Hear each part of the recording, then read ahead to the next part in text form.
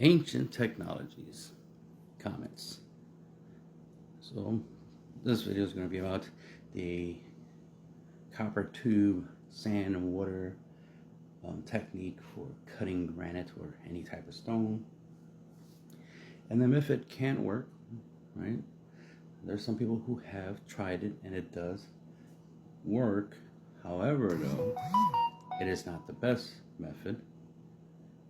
The results are not exactly identical to a lot of the outcomes that we see in a lot of stone works in the world. A lot of tubes, like a lot of holes were made by what looks like a tube drill. A lot of the striations and stuff like that are not the same. So there's so it implies that there's different materials, different abrasive material will be used, among other stuff, right? There's a possibility that it's not even a tube at all, because it's implied, it's assumed that a tube was used because of the circular cut, because it's a circle cut going downwards. So you assume, oh yeah, you just get a tube, because a tube is circular shape, right? It's a circular cylinder. But you can get a circular shape by using 2 points and then spinning them, and it'll create, or even 1 point spinning. 1 point spinning consistently in a circular pattern can create a circular cut. So you don't need a tube drill or tube to drill a circular cut. You could just use a 1 fixed point and just have it spin around in a circle over and over again and have that cut downwards. And that would require less material than making a tube. So it'd be just more logical. So that's why the idea of like copper tube being used is like, I don't agree with them using copper tubes. That's the thing, a lot of people argue that copper tubes, see, I'm always arguing against the idea that copper tubes by itself was used. But I also argue that copper tubes wasn't used in general, right? Like, I disagree that copper tube by itself or copper chisels by itself cuts granite, because it actually doesn't. The granite actually cuts the copper. And I already proved that. A lot of other people are already aware of that. It's just there's some people out there that want to keep promoting the idea of copper tubes and copper chisels. That's all Egyptians had, and that's more than enough to cut granite. And it's like, no, that's less than enough, as in it doesn't work at all. Copper does not cut granite. And to add to it, no one has proven that copper by itself cuts granite. No one has made like a copper chisel and actually successfully cut granite with it. I've seen like one video where somebody was like, they had a copper chisel, they're hammering away, and the chisel started warping, and they stopped after like 3 bangs, right? After hitting it 3 times, it's like, all right, let's switch to an iron chisel, and then they just started cutting the granite. Just proving the point that it's like there's no point in using a copper chisel right off the bat. Whether the copper chisel is an alloy or not, it's still irrelevant. Unless it's an iron copper alloy, because the idea is that the extra element in the copper is what gives it its strength, while the copper is more of a filler, and it makes it cheaper and probably easier to recycle and to like reform if you need to reform it and recycle the stuff. So I'm all for a iron copper alloy chisel being used. That makes more sense. But back to the tube, right? Using a copper tube specifically to drill holes in granite or any stone, it's not necessary. You can use a bamboo stick, or a hollowed out tree branch, because all you need is that circular pattern, right? That cylinder pattern. You can even make it out of gold. It's not, gold and copper are very soft, so I wouldn't recommend it. I'm just saying you could, because all you need is the shape. That's the thing. The shape is what's important, less of the material. Because what's cutting is not the copper tube or the golden tube or even the iron tube.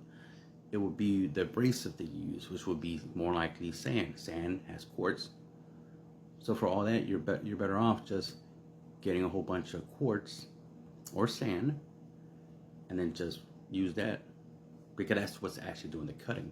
Using stone to cut stone, right? Using quartz to cut stone, sand to cut stone. You can use a piece of granite to cut granite. You can cut granite with granite. You could take a piece of granite, red granite, and cut a piece of red granite with it. You can cut red granite with red granite. So that's the thing, it's like you can use stone to cut stone. So you don't need copper tubes at all. So this person here, you know, is trying to argue with me, and they're trying to argue the whole copper tube thing. And I'm like, my video is saying that copper tubes doesn't work. The first part of the video is showing that copper tubes don't work, that the copper tube gets damaged, that copper tubes start falling apart, so it doesn't maintain its perfectly circular shape. It actually starts warping. All right. Plus, it just doesn't cut because the granite is causing damage to the copper, not the other way around. So it's not the best material to use directly to cut into granite. Now, indirectly, you can use it to push and help grind sand onto the surface of granite and slowly grind away pieces of granite. Yes, grinding works. No one debates the idea of grinding and using like a, because that's the thing. In modern day times, we cut granite with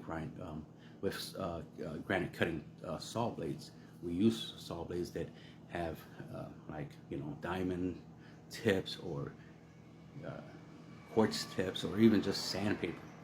You know, a grinder is essentially just sandpaper on a circular disc. So you can cut granite with just sand moving at high speed. So that's all you really need. So this nonsense of like, oh, you know, copper tubes being used is like, it's not necessary. And this person specifically wants to argue the fact that it would be hard and difficult to create enough copper to do the work. And it's like, I agree in that aspect. It will, you know, it'll take a lot of copper if copper was actually being used, which I don't believe it was. We don't have proof that copper was used specifically to make copper tubes specifically for cutting granite. There are evidence of copper tubes being created for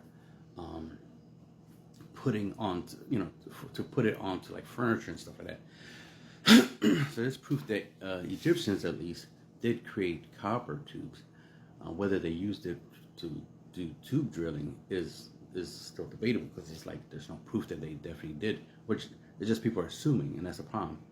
That even archaeologists assume, but then they try to act like they know for a fact. It's like, no, you're assuming.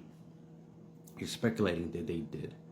There's no proof that they did. One, because when we use copper tubes to try to cut granite, it don't work by itself.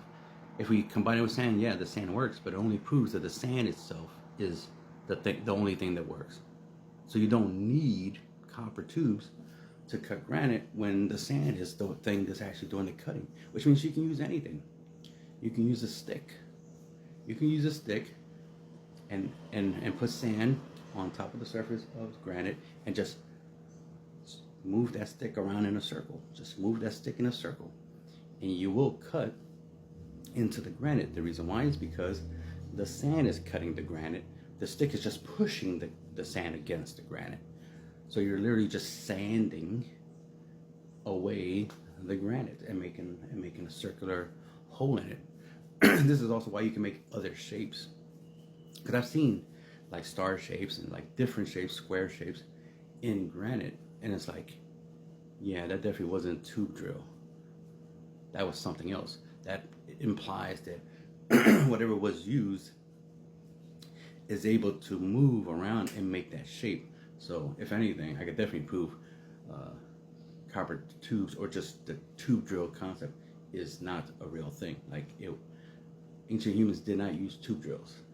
It can be a method, but I don't believe they actually used it, because I've seen evidence of shapes that aren't circular, so it definitely wasn't done by a tube, it had to be done by something that can move around and make a star shape, make the shape of a star. And one way you can make out, lines like that, like the shape of a star or a heart or something like that, would be a fixed point, basically, like a stick, like a pencil, and move that pencil around and make all these shapes.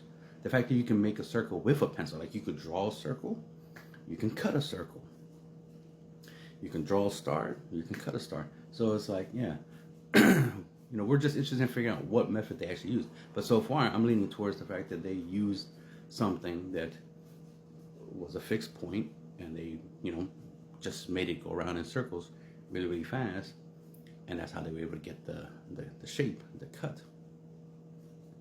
And it would use less materials, especially if they did use diamond, because there's the assumption archaeologists says that Egyptians, for example, didn't have diamond, but diamond would make all this easier, and it would make it possible. Not only would it make it easier than using other methods like sand, it would make it faster. Like it just makes more sense. Like, yeah, why wouldn't they have diamond?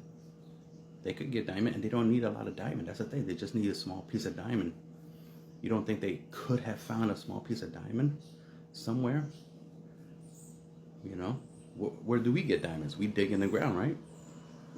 Where you think the ancient humans would have found diamonds? In the ground. At some point, somebody found diamonds and realized how strong it is and how it can cut pretty much anything. And that's where the stone building megalithic revolution industry came from. Just like how we started off with steam engines and started making stuff out of iron and steel, and the iron industry or the steel industry, started creating our civilization off of that. What, you don't think they found some pieces of diamond, and their stone industry, their stone civilization came from that? That's more likely what happened. They found some diamonds, some really strong, rocks, as it were, and started cutting the rocks around them. Like, oh shit, we can easily cut this stuff. Or we can make stuff out of stone. Stone is strong, durable, lasts long, infinite material since it's all around us, and easily recyclable. And we could build stuff like Legos, and we have a way of cutting it so easily. This magical stone, whatever we want to call it. In the future, they'll call it diamond. We don't know what they call it. They probably call it God's tears, or the Eye of Ra, or something. We don't know what they call it. The Philosopher's Stone. What if the Philosopher's Stone is just diamond? Think about the irony in that. The infamous story of the Philosopher's Stone was just somebody trying to create diamond, because diamond is forever, as they say.